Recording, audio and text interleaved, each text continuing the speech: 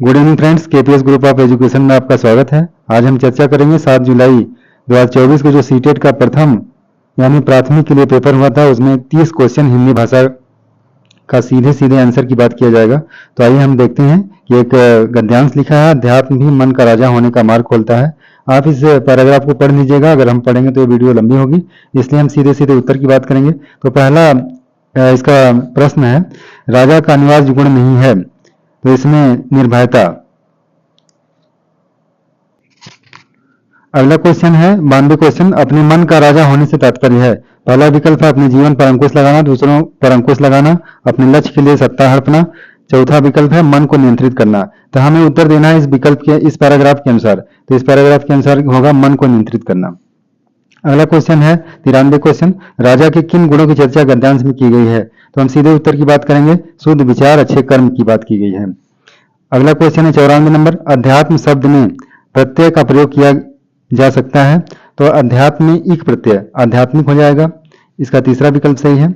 अगला क्वेश्चन 95 है, राजा बनने की लिए की राह पर अग्रसर होना होगा। तो अध्यात्म की राह पर, यानी हम इस पैराग्राफ में से देख लेंगे और उसका उत्तर देंगे। अगला क्वेश्चन है 96 नंबर प्रश्न है, आध्यात्मिक होने का अर्थ है वैचारिक प्रबुद्धता। ये विकल्प सही है, वैचारिक प्रबुद्धता। अगला क्वेश्चन है 97, गद्यांश के अनुसार मनुष्य जीवन में का बहुत महत्व है। तो अंकुश जो चौथा विकल्प इसमें है वो सही है। अगला प्रश्न देखेंगे 98 नंबर प्रश्न है, एक राजा को गैप दिया है और से नहीं डरना चाहिए। तो पहला है अन्याय और अधर्म से नहीं डरना चाहिए, ये उत्तर सही है। अगला क्वेश्चन है 99, विशेषण विशेष का उदाहरण नहीं है। तो इसका सही विकल्प है अच्छे कर्म। फिर एक दूसरा पैराग्राफ दिया गया है जिसमें 100 से 105 क्वेश्चन है। तो गांधी, तिलक, सुभाष, जवाहर का प्यारा यह देश है, जियो और जीने दो का सबका संदेश है। प्रहरी बनकर खड़ा हिमालय, जिसके उत्तर द्वार पर हिंद महासागर, दक्षिण में इसके लिए विशेष है। लगी गूंजने दसों दिशाएं, वीरों के यशगान से हमें मिली आजादी, वीर शहीदों के बलिदान से। तो आइए इस पैराग्राफ से हम क्वेश्चन को देखते हैं। 100वां नंबर क्वेश्चन है, हिमालय का संधि विच्छेद है। तो इसका हिमधनालय इसका उत्तर है। अगला क्वेश्चन 101 है, कविता में किस महापुरुष का उल्लेख किया गया है। तो इसमें महात्मा गांधी का उल्लेख किया गया है। वीर का बहुवचन रूप है, तो वीर का बहुवचन रूप वीरों है। भारत देश की क्या विशेषता है। तो दक्षिण में हिंद महासागर है। कविता में किन वीरों का यशगान की बात की गई है। तो इसमें इसका तीसरा विकल्प सही है, जिन्होंने देश की स्वतंत्रता के लिए जीवन दिया। अगला क्वेश्चन है, कविता में किस संदेश की बात की गई है। 105वां नंबर प्रश्न है, तो इसका पहला विकल्प सही है, जियो और जीने दो। अगला क्वेश्चन 106 नंबर है, आप हिंदी भाषी अध्यापक हैं और आपकी नियुक्ति पंजाब के किसी प्राथमिक विद्यालय में होती है। अब चूंकि आप स्थानीय भाषा नहीं जानते हैं तो आपको क्या करना चाहिए।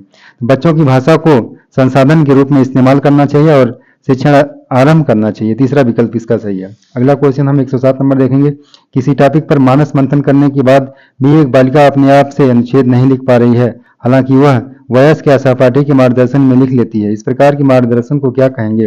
तो इसका दूसरा विकल्प सही, मदद, इसका फोल्डिंग। तीसरा अगला क्वेश्चन है 108 नंबर, भाषा अर्जन केवल तभी घटित होता है जब, पहला विकल्प सही है, बच्चों को भाषा का परिवेश एक्सपोजर दिया जाए।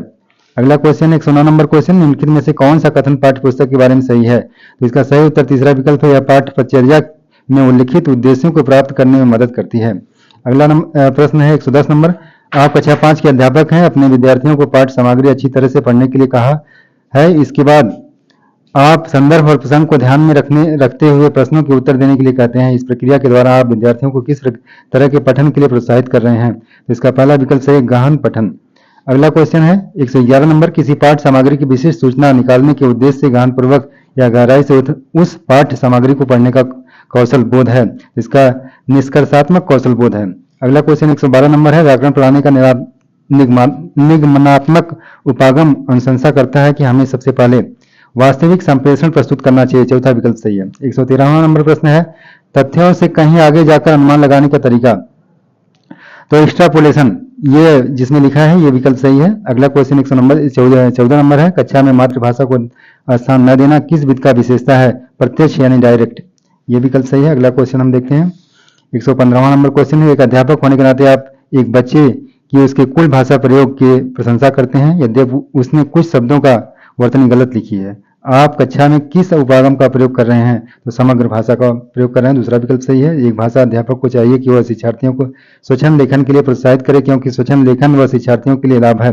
दूसरा विकल्प सही है। ये शिक्षार्थियों को प्रवाह के साथ और रचनात्मक तरीके से लिखने के लिए प्रोत्साहित करता है। अगला क्वेश्चन 117 नंबर है। यह अधिगम का एक प्रकार है जिसमें बच्चों को उच्च स्तरीय मानसिक प्रक्रियाओं जैसे बुद्ध या तर्क करना आदि का प्रयोग करना होता है। तो इसका सही विकल्प उत्तर है अवधारणा अधिगम।